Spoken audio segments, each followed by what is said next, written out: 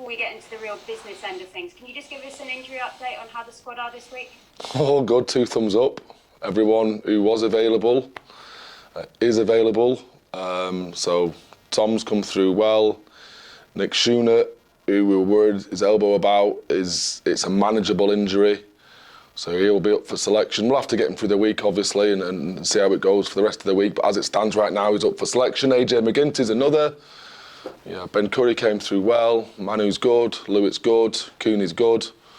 So I find myself in that enviable position where we've got a really strong squad to be able to pick from. I would have liked a bit more game time in them, so I won't lie to you, but for the most part, they're all fit and ready to go. And how are you pitching this game to the players? How significant is this for the success of your season? We haven't really talked about it like that. That's there, isn't it? Like it's obvious. With anything, we've tried to try and channel the levels of excitement, or tone down those levels of excitement with it being a long turnaround, so we can ascend into the week and the weekend buzzing and excited, not nervous and not overwhelmed. So we're trying to pitch it right. So we haven't really, like I say, in terms of pitching it, we haven't pitched it at all really. We've just talked about ourselves and what we've been going after for the last few months, and those things don't change. It's respect. Will Sale at all change their style of play and try and play Racing at their game? What is your approach to the match? Yes, I think there's going to be elements of our game where you have to roll the dice a little bit and take those calculated risks at this level. Otherwise, it become too predictable for a good team like Racing just to figure you out and close you down. So there'll be elements of the game where we'll have to take the opportunities and wherever those may present themselves, whether it be 10, 15, 20 metres out from your own try line, or the obvious ones which are 10 metres out from theirs. There's that. And it's Europe, so it's generally refereed a bit differently. Teams approach the games with a different mentality. In the top 14, they do the Premiership, just on a set-piece level. So there's elements that we coach and adapt differently in these weeks. Yeah, it will change. I haven't been too specific there, have I? But It is fine, Alex. Just lastly from me, you're going to what is considered one of the greatest rugby arenas in the world. I know you said you're perhaps trying to play this down to make sure that everyone's not too overexcited, but surely this is a fixture to relish. The disco, yeah. Yes, it is. And there's a necessity for them not to be distracted by that. So we've already mentioned and created an awareness around it. We're going there the day before to have a look at it. And we've been working on some ways of being able to down-regulate and come back to present despite all the razzmatazz of the lights and the lasers for 14 months now. So we do already have some processes in place which will hopefully be able to centre us back to what we need to do and not get too caught up in the old occasion. Thank you. Go well. Cheers. Thank you very much.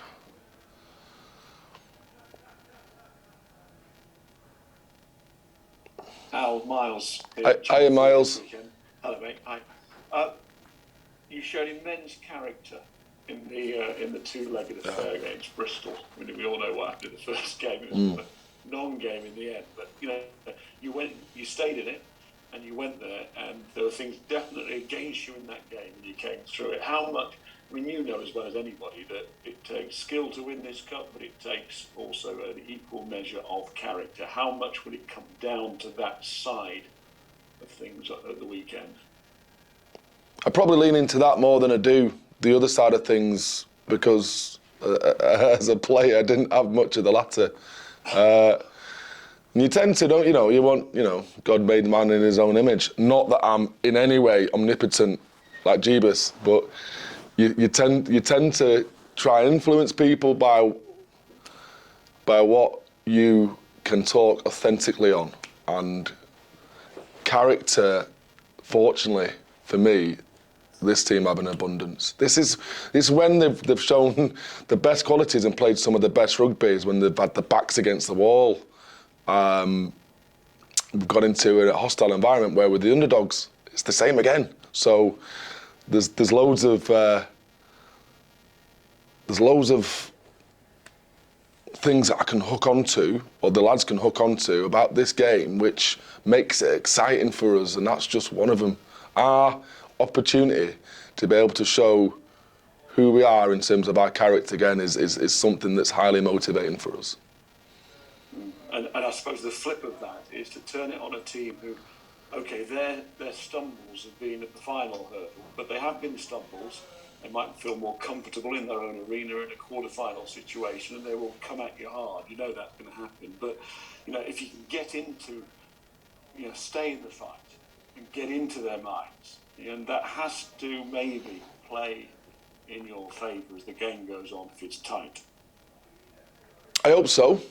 Miles, I really do. I don't think they're the type of players or the type of team. You don't get them at this stage in the competition that crumble. You know what I mean? The quality that what they have within the squad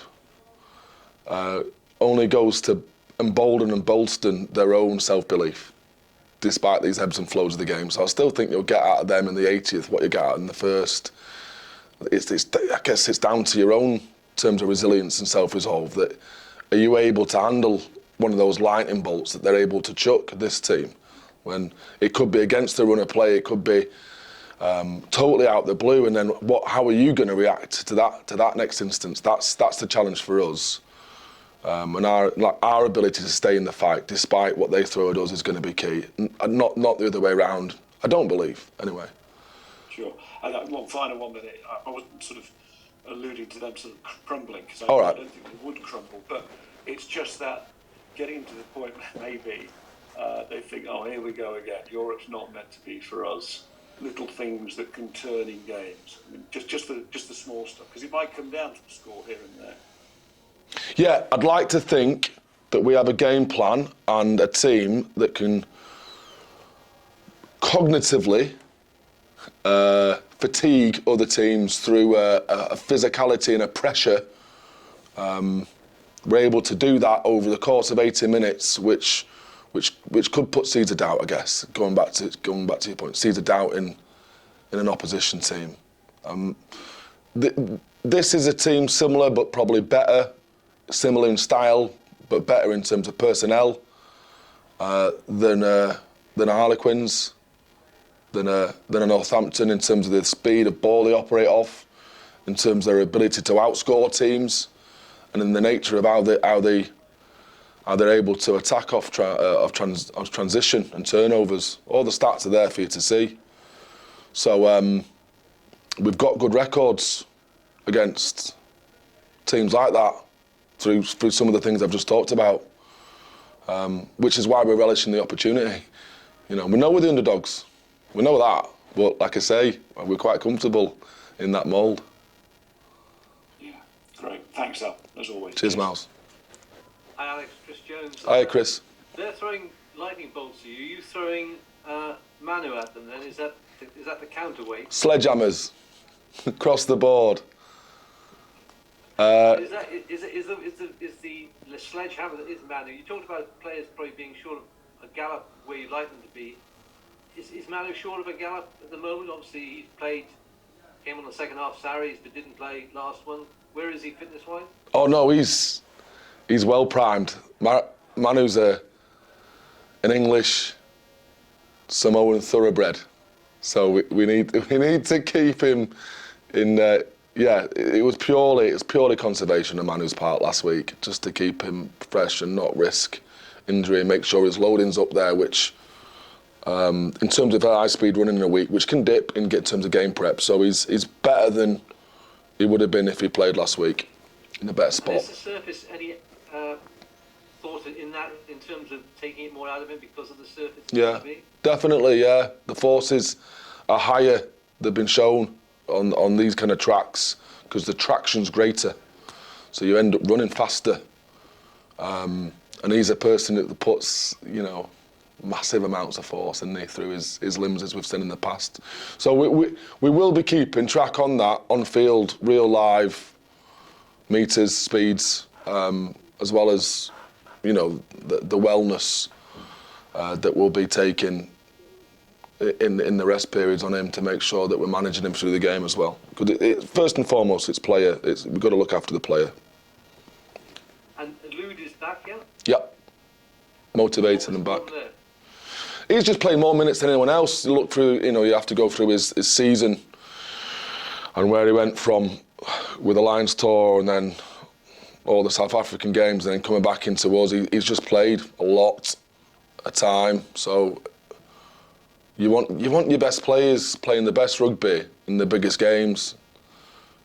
And that's a combination of the physical loading as well as the mental. And we've been in constant, we're measuring that constantly over the last, since the start of the season to know, we think what's best for them come these games to get the best out of them. Great, thanks Alex. Cheers, Chris. Hey, Dan from the Telegraph here. Hello, Dan from the Telegraph. I know you are, Dan. We go back a long way. But I like the formal introduction. It makes you're going to ask something shitty now, aren't you? If you come with a formal introduction, you have to.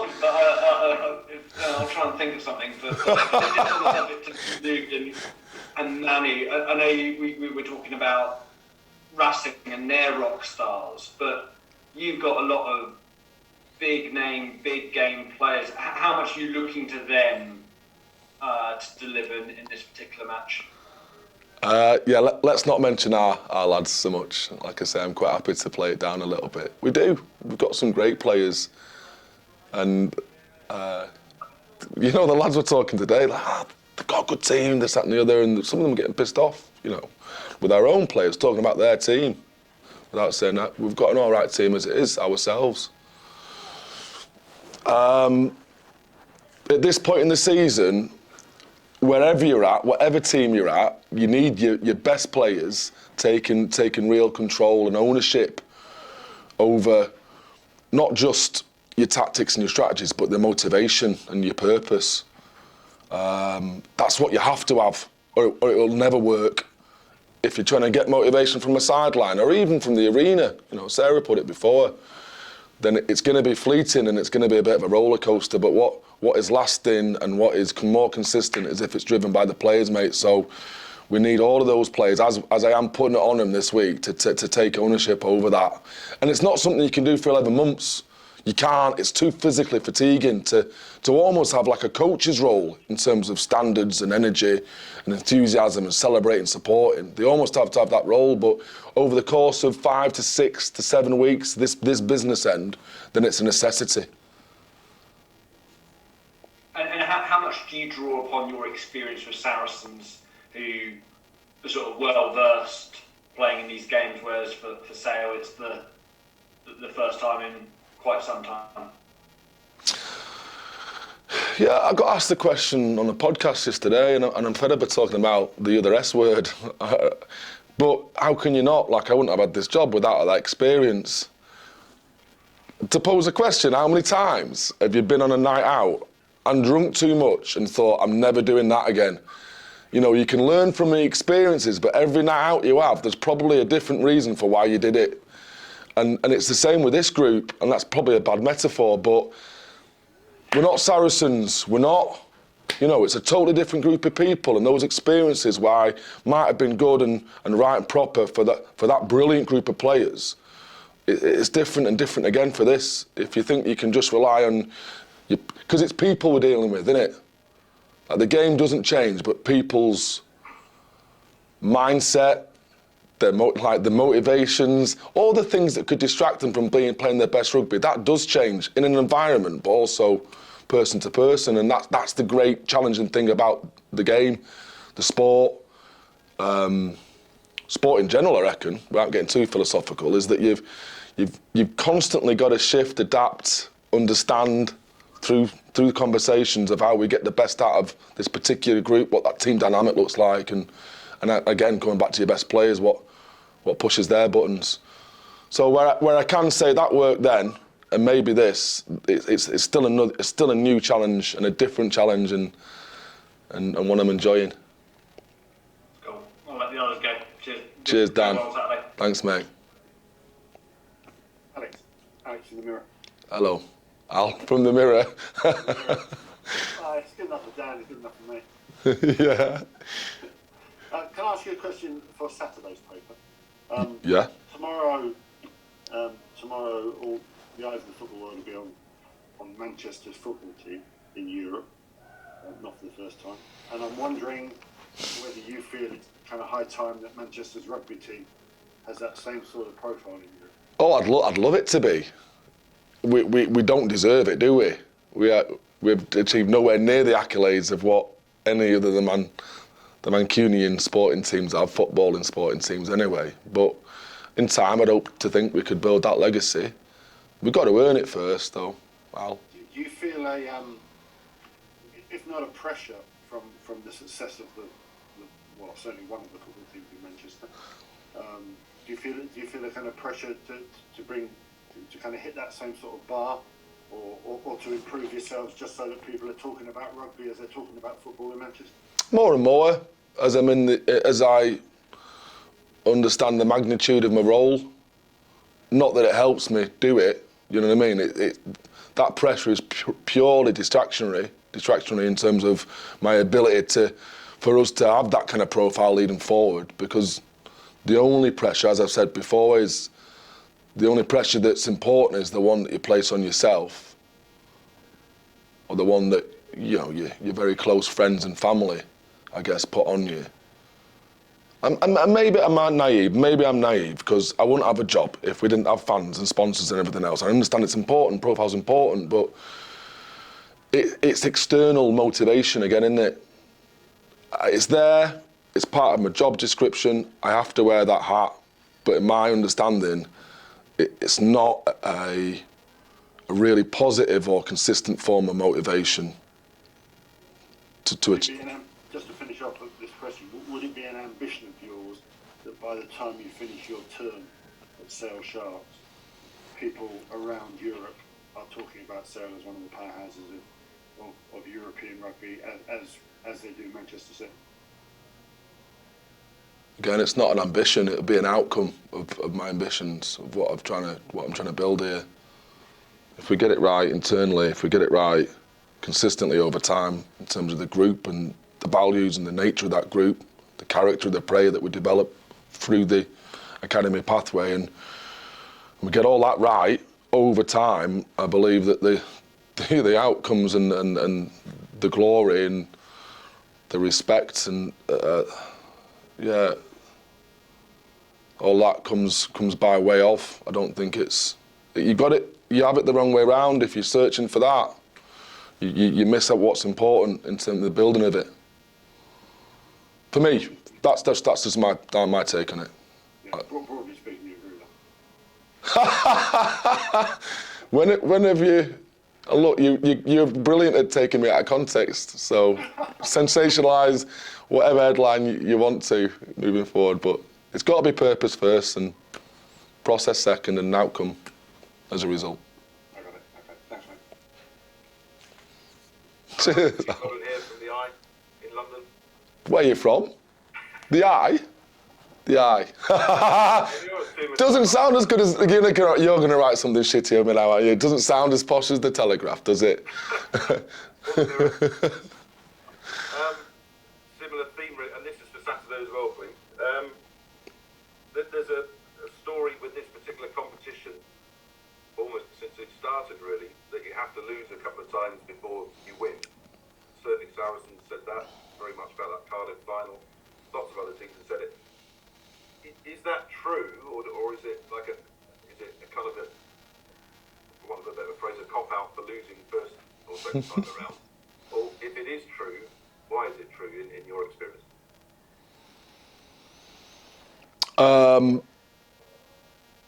I don't think you have to. I think it's proven that most teams find it difficult to, or certainly statistically speaking, there's an element of learning, of being able to not be distracted by the occasion, by the white noise, by this.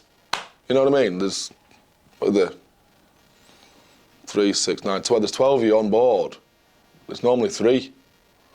So, you know, I've got to be able to dismiss and shrink the size of my head again when I walk out of this room to ensure I do my job well enough next time. And it's only when, like stress, let's talk about stress, which affects decision making, narrows vision, makes you feel physically more tired than you are.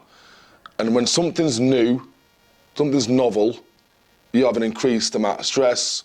When something is a detriment to your life, and I say life, but you know, your livelihood being part of that, and this is not me speaking, this is a neuropsychologist talking, you have an increased amount of stress, right? So this is both novel for us, only 3rd time in, and as you mentioned it, a detrimental effect on the outcome of our season, because Sarah asked that before. So they're the 2 things.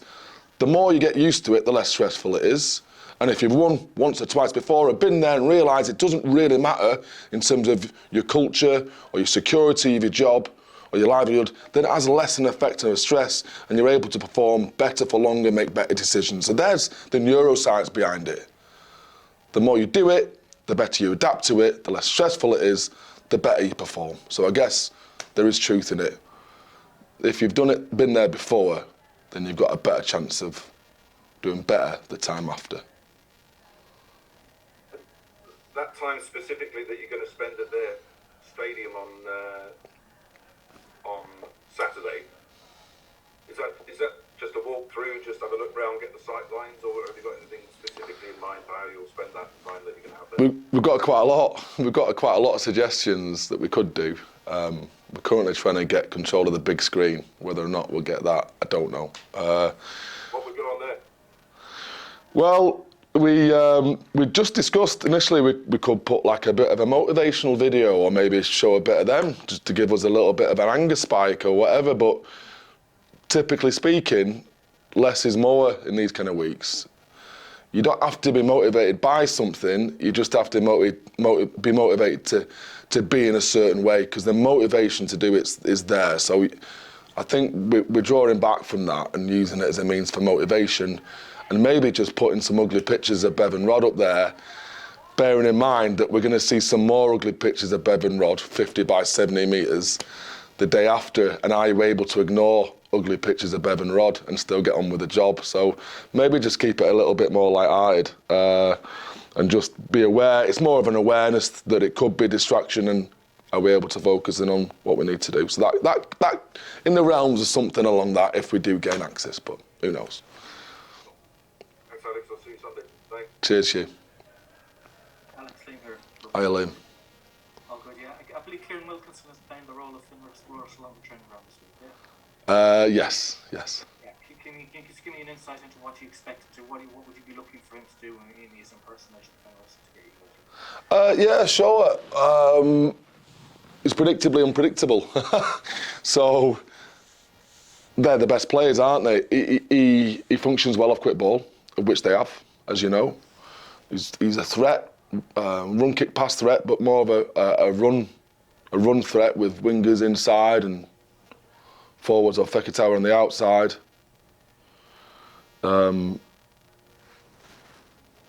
Then there's this.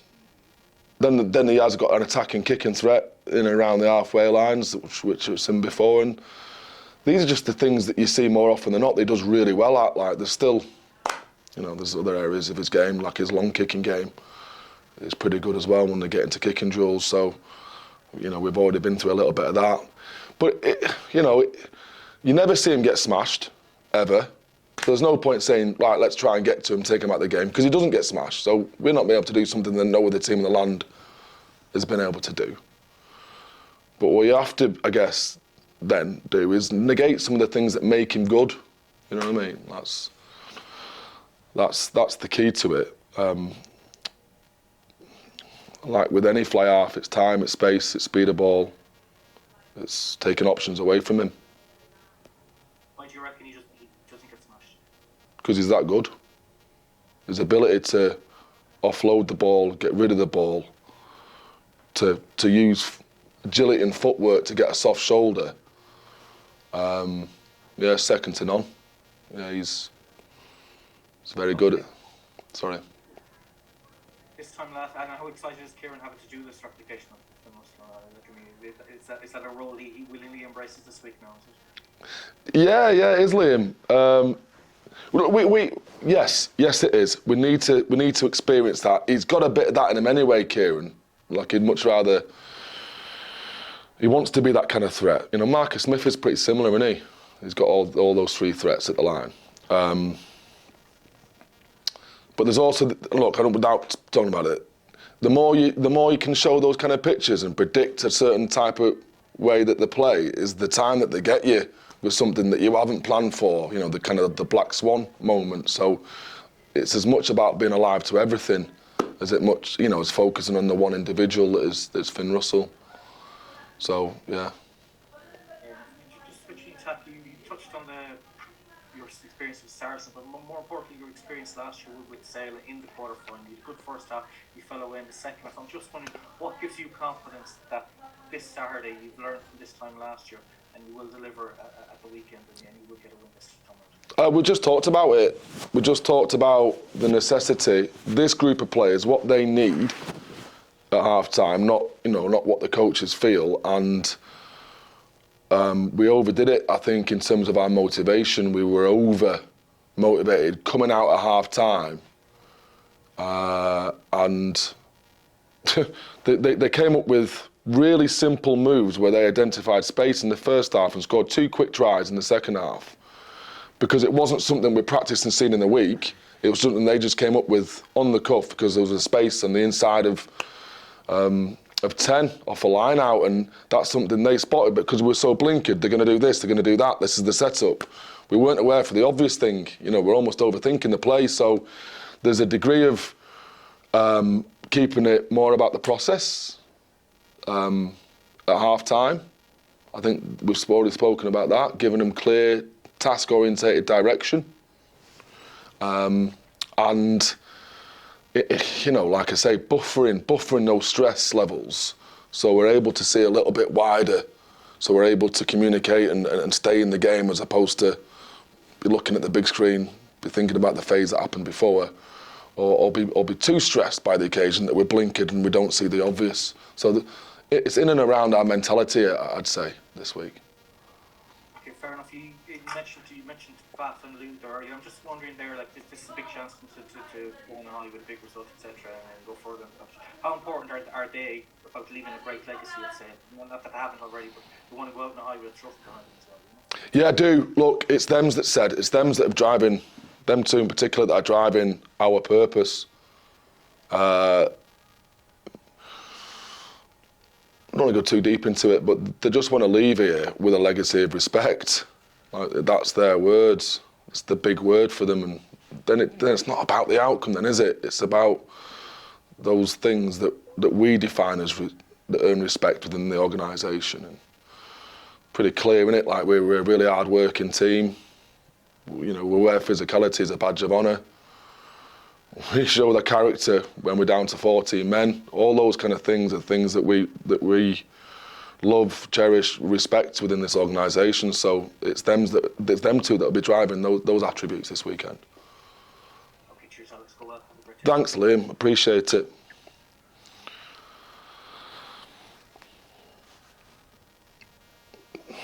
We're good. Kieran, you got anything? Yeah, I've got one or two. In terms of talking about guys like Bath, Lou, we spoke to AJ before, those guys leaving at the end of the season, how much do you, I suppose, channel that kind of wanting those guys to leave on a really good note to end the season really well, but are you aware of kind of perhaps getting too emotional about that, kind of crossing that line and then it kind of descending into trying too hard? So is it a case of using that, channeling it in the right way without getting too emotional about it. Yeah, this is your trait, isn't it, Kieran, to ask a question and give me the answer. You've given me the answer. It's exactly that. That's the balance we're looking to tread. We've got like 8 to 10 lads leaving, so on a weekly basis we're taking the opportunity to say goodbye and say what they mean to us in the right manner, which happens to be 2 days before the game. So you're relatively safe 2 days before a game to have a bit of a blub, you know, have a cuddle, and then still have that time to get yourself back on track, to internalise and understand what you need in terms of your own mentality. But yeah, it's something we're leaning on a weekly basis. In terms of the game plan going into the game, obviously French sides notoriously big physical sides, also Racing have that electric element to their backline. Obviously you talk about character, that physicality that Sale bring. How do you, I suppose, strike that balance between trying to impose yourself physically on them, trying to meet that battle, like for example last season away at La Rochelle, but not crossing that line where it can just then descend into becoming ill-disciplined? And against a side like Racing, if you're conceding 10, 12, 15 penalties, they're just going to punish you with the quality they possess. Yeah, I think they've got the best goal kickers in the top 14, or thereabouts, 1 and 2, and Machino and the other lad, I forget his name now. So discipline's huge for us. But European rugby suits physicality more. When you're overly physical and you're dominating teams in a Premiership, you almost give away the perception that you're reckless. When, you know, I don't think we are. But when physicality meets physicality, which it will do, like at the weekend, kind of evens itself out a bit, as long as you're not taking people's heads off, which has happened to us. Coming back to it, it won't be enough. Effort and physicality won't be enough alone. You can't bully this team, because although it's our super strength, they've got people who will from bar up and match you there, go toe for toe with you. So we know that we too have to have the ability to take opportunity when it arises. As I mentioned right at the start, circling back to the conversation with Sarah, that we can't just be a one-trick pony this weekend. We're too predictable for it.